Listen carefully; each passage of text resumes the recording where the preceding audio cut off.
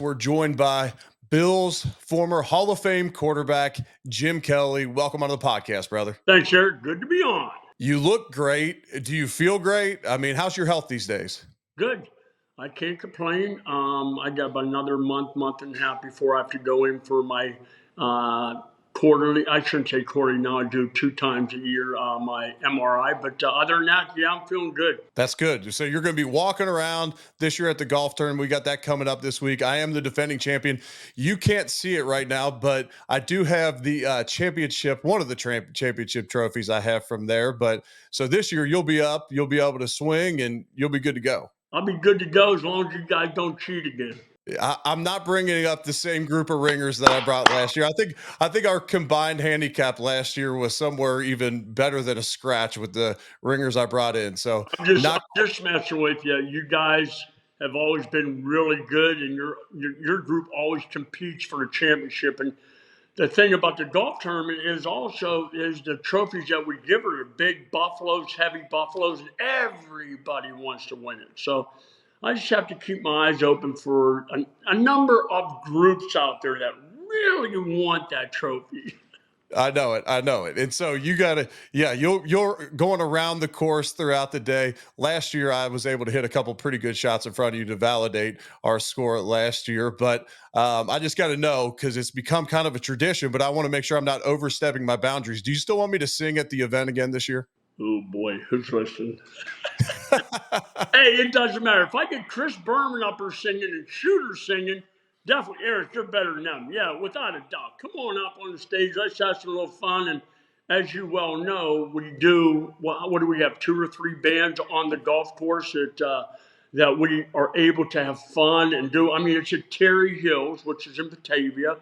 We've been doing it for a number of years, and that's the good thing about it, as you well know, Eric, that they allow us to bring, different restaurants like Ilio's, Mulberry's, and so many others.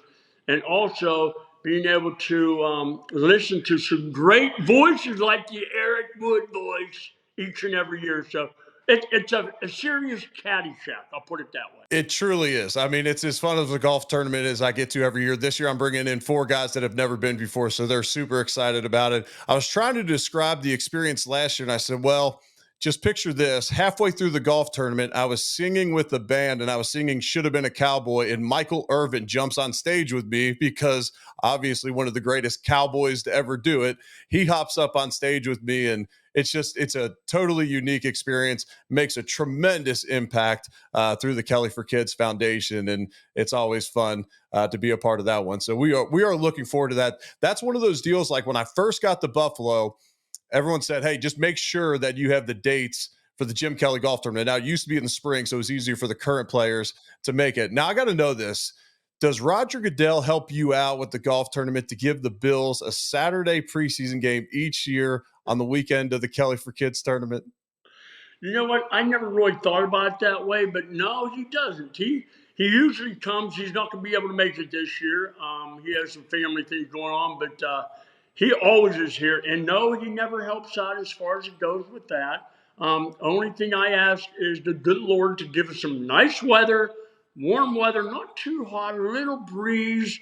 We're in Buffalo. Everybody wants to be in this area, in the summertime. Even my 5 brothers who are coming again for the, what is this, number 37, 37th Annual Golf Classic. And you know what, we get so many people here. I mean, Roger's just one of the many guys that we get to come to the event each and every year. And last year, I think we gave out more money than we've ever given out, close to $500,000. But it's just, I thank God every day for it, because whoever thought, Eric, that I would be doing this golf tournament for 37 years. It's like, are you kidding me? But hey, we know there's only one person who knows all of our days, and that's the good Lord above. And he's not ready for me yet, and I know I'm not ready for him yet. Absolutely. And that shows the support of the Buffalo community in Western New York and Bills Mafia. The fact that, you're obviously haven't played for the Bills in a long time, and each year you're even setting records in the amount of money that you're giving back through your golf tournament. It just shows the passion that Western New York and Bills Mafia has for giving back, and it's truly special. switching gears a little bit, have you been out to a Bills practice yet this year? No, I haven't, but I've been to, yes, I have, but not at training camp practices. I went before him, before they even got to, St. John Fisher.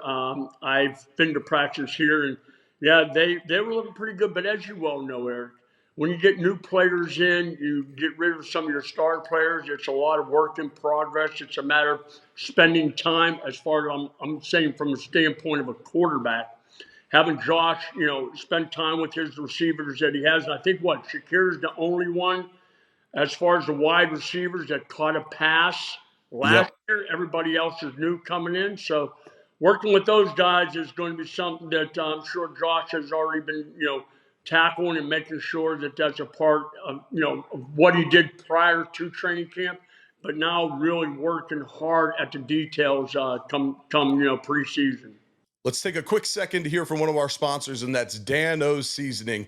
Let Dan O's help you take your meals to a Pro Bowl level. They have over 10 million fans nationwide. It's available in most retail stores. We'll put a link to purchase online in the show notes. Go out and get you some today. Do you have concerns about the receiving core this year? You mentioned Shakir being the only guy back on the roster that caught a pass from him at the receiver position. That, running backs, tight ends have caught passes, but do you have concerns about this current receiving group? I don't know if the right word would be concerned. I think you never know because we really have never seen him in game situations.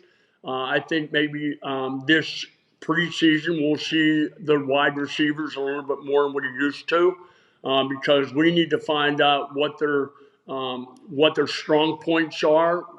Check how they run routes during the course of a ball game, whether it's zone, knowing when to hook up, when it's man running away, keeping it flat, coming across. I'm talking mostly all quarterback things, but Right. you always want to make sure that you're on the same page. And that's one of the things I was blessed with back in the day, because I had, Steve Tasker, I had Andre Reed and Don Beebe, James Lofton, but we were together for many years. James often not as many, but he came in. He's a professional. He's, of course, he's a Hall of Famer now. But I knew what I had with those guys. And Josh having a whole new repertoire right now with receivers, it's going to be interesting to see what they do. Yeah, we could see them more in the preseason just so they can hit the ground running. You got to have a fast start to start the season. What was your philosophy? Like, how much work did you want to get in the preseason back in your day? Not much. Yeah. Well, as you well know, I don't want back, of course, when I played, it was totally different. Defensive linemen were making their teams or moving up in the roster when you're able to sack the quarterback and really put a good lick on them. Nowadays, you can't really do that, which is good. I'd rather see Josh Allen, the starter than, a backup in there. But you know what? It's part of preseason. I want to get a little work, but not too much, but enough to get that confidence back in myself, as well as confidence in my receivers that they know exactly what's going on. And from my standpoint, I was blessed because each and every year it was pretty much the same guys. But this year for Josh, it's totally different. So it's going to count on a lot of work on the side, making sure you're both on the same page. Yeah, that's about how I was. Like, I wanted to get my feet set. I wanted to kind of get the uniform on, go out of the tunnel, go through my routine, but I don't need a whole lot of work, especially later in my career. Unfortunately, twice during my career, I had to play in the Hall of Fame game, and we had 4 preseason games at the time. So I had 2 preseasons where I had 5 preseason games because your guys' 90s crew kept going Hall of Famer after Hall of Famer, and you guys kept getting in. So they kept sticking us in that stinking Hall of Fame game to go play in it. But that's a small sacrifice to get you guys those gold jackets. So we'll do that anytime for you guys. Eric, what about McGovern being the center? I know that's new for Josh. I know from my standpoint, again, I was blessed because I had Kent Hall every snap of my career. Kent was there, but now Josh has got another center coming in. So from your standpoint, what's McGovern have to do to get that trust in Josh? Yeah, so he's a natural center. That's where he played in college. They moved him to guard in Dallas, and we played him at guard last year.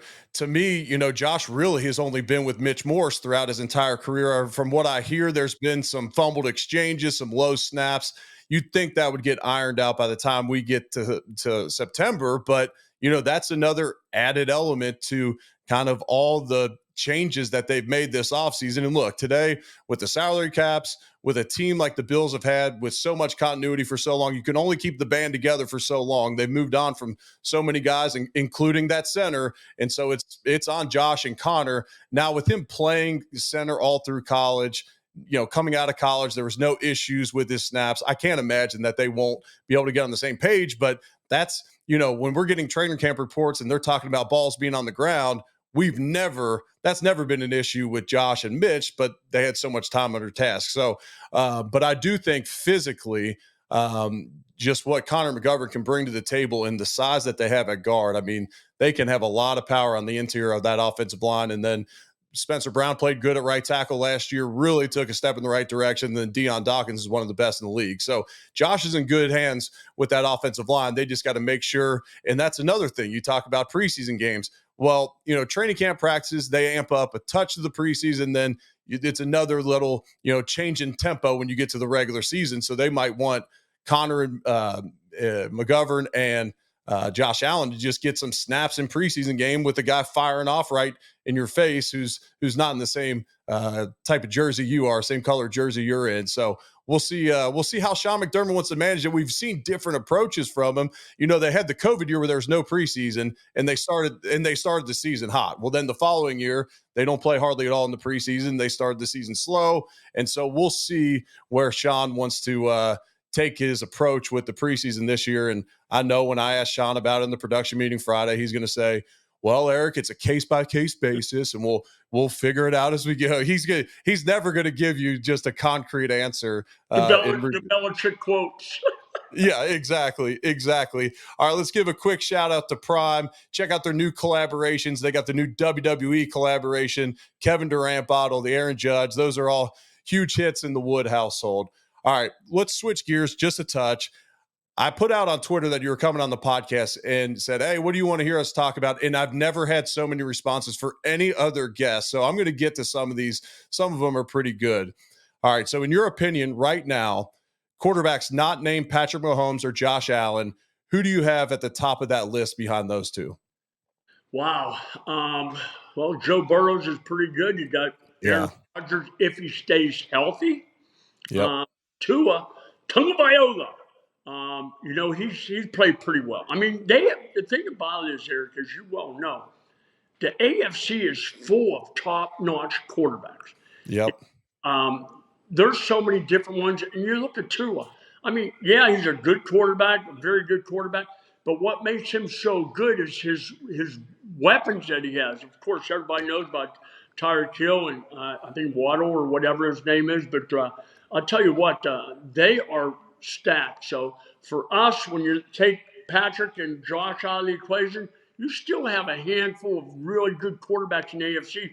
That's where I think our defense is going to have to really step up and really put some pressure on the opposing quarterback. So it's not a shootout each and every week. No, I agree. And that's what, when people ask me what the Bills need to do to get over the hump in the playoffs, I think it's truly being able to affect the other team's quarterback with a 4-man rush come January. And we've seen decent sack numbers throughout the season. And then we get to the postseason and the teams that have knocked us out, the Bengals, the Chiefs, we're just not getting there on a consistent enough basis. Some of that's Von Miller. You give him that contract and then he gets injured and really wasn't himself last year, but you got to be able to affect those quarterbacks. I'm with you. And then, you got Lamar Jackson, MVP from last year, Justin Herbert. He's got Harbaugh now. So, yeah, that AFC is stacked with quarterbacks right now. All right. Yep. So nowadays, these guys all want to play on natural grass surface, and all the teams are trying to get, the players are all trying to get their staffs, their, owners to put in grass turf. Back in your day, how hard was the turf at Ralph Wilson Stadium? I'll put it this way. Ouch. Yeah. Hard. But you know what? That's what we knew. I mean, we knew that whether we played in Philadelphia or whether we played in, in New York at the Jets field, every stadium was different. But one thing they had in common, it was hard as rock. I think it was concrete underneath the AstroTurf. It wasn't that fluffy stuff that you see nowadays. And I'm glad they do because, as you well know, Eric, injuries are the key to your success. And if grass fields, and from what I understand, they're going to have a grass field at our new stadium. Yep. I don't get that because I hope they're not going to take all the high school football games away from playing at the new stadium like they did at the Ralph. When high school around here, they look forward to going to the Ralph and playing their postseason games, their championship games. But it's going to be hard to see how they do that come November and that when they are starting to hit the playoffs as high school teams. Are they going to allow them to play on that grass field? Because it's going to be, it's not like always beautiful weather in November and December in Buffalo. So it's going to be interesting. That's a great point. I think back to as a kid when I got to play in Old Riverfront Stadium in Cincinnati, we'd look forward to that if we could get to the championship. And they had some hard AstroTurf back in the day where you leave those games with some nasty turf burns. But, I think of times that I've played at Heinz Field in Pittsburgh where they let the high school team play on Friday nights there, then the Pitt Panthers play on Saturday, then we roll out and play the Steelers on Sunday, and that field's completely tore up. I can't imagine on this brand new grass field that they would allow that to happen. So it'll be interesting to see how all that shakes out. All right, so Marv Levy just turned 99. Has he given you the secret to longevity? No, but I can imagine what he's thinking. Yeah. His daughter Kim, I talked to her about a month and a half, 2 months ago, and she's saying, "I don't think Coach and I are going to be able to make it. The family this year. I'll probably be there, but I go, you know what? Tell him to relax. He don't need to be there at 99, but tell him to make sure he's prepared for 100 because we're going to have a celebration of life to Coach Marv Levy, who is unbelievable. Probably is in better shape than I am nowadays. I mean, he still walks, but he walks with a walker. But he's the best. I love the guy, and as you well know, and you know him well too, he's just a guy out there that loves to be around people, loves to talk and talk football. And I love the guy, even though this past I wasn't able to make it to the Hall of Fame for the first time in many years because my son-in-law Parker, his father just passed away. Unfortunately, he was a police officer for 37 years, and he died of a heart attack at 64 years old, and it was way, way too soon. Such a great man, but we just did his celebration this past weekend, and thank the good Lord for everything he gave us prior to. But now it's just a matter of giving Parker the love that he needs now that he's doesn't have his father because they were like best friends. Man, I'm sorry to hear that. Do you have a favorite Marv Levy quote? You know what? I used to know not all of them. I used to know a bunch of them. But of course, the only one we all would use is "Where else would you rather be than right here, right now?" And I remember him saying that all the time to mostly the special teams. And he did throw that in there every once in a while during the season. But I remember in meetings he would say some of these quotes, and he'd look around the room and he'd look and see what our reaction was. And if it looked like it was a question mark, his favorite quote was, "Thurman, look that up for everybody." And we would start laughing because, I mean, he came out with some, but one of the things as well as anybody that knows Coach Levy, he wasn't one of those rah, get in your face type of coaches. He depended on making sure that you knew where he was coming from and he didn't have to shout or try to get you excited because if he had to do that, you weren't going to be on his team very long. So I just always knew that I was blessed. I'm in the Pro Football Hall of Fame wearing that gold jacket because of Marv Levy, because he allowed me to call all the plays during the course of that long stretch of Super Bowls, even though we didn't win any. But the thing is, he was always there. He always, helped out on any way he can. He called all the short yardage and goal line plays, so I'll give him that one. But he was just an unbelievable coach. Yeah, talk about being a man of few words. People talk about the most motivated you guys were ever coming out of the locker room was the game against the Raiders, the AFC Championship game where they marched all their, Raiders alumni in their fur coats right through your guys' warmups, and you go back to the locker room and you expect Marv to, try and get everyone going. And he said, "Well, I don't think much needs to be said, boys. And then just take Very the well. field and just go take them down. And one of the biggest, maybe the biggest margin of defeat ever in a championship game. So yeah, he didn't have to use the words all the time there. All right, so you mentioned he would use that in special teams meetings. This question may have come in from Steve Tasker himself. I cannot confirm that, but two things. We'll start here. Was he underutilized on offense? Who, Steve? Yeah. Oh, that's pretty good because he knows every time I'm at an event with him, I always say this, and he would bring. I think he would have been Steve Largent for the Buffalo Bills. That's how good Steve Tasker was at wide receiver. But Bruce DeHaven, was his coach, Yep. come up to me and say, "Hey, man, you're messing with my job security, man. Steve needs to stay where he's at." And the reason I did that, and I'm sure you've heard this here, is when we were training camp, we would compete against the defensive backs as far as with our receivers Right. and buying beers after if you could cover any of the receivers. Well, when Tasker usually when he was up next, he would jump up and get ready to go, and nobody wanted to cover him. Nobody would jump up and say, "I got him, I got him." Nobody, because they knew 9 out of 10 times that Steve Tasker would run that route against him. He was going to be wide open.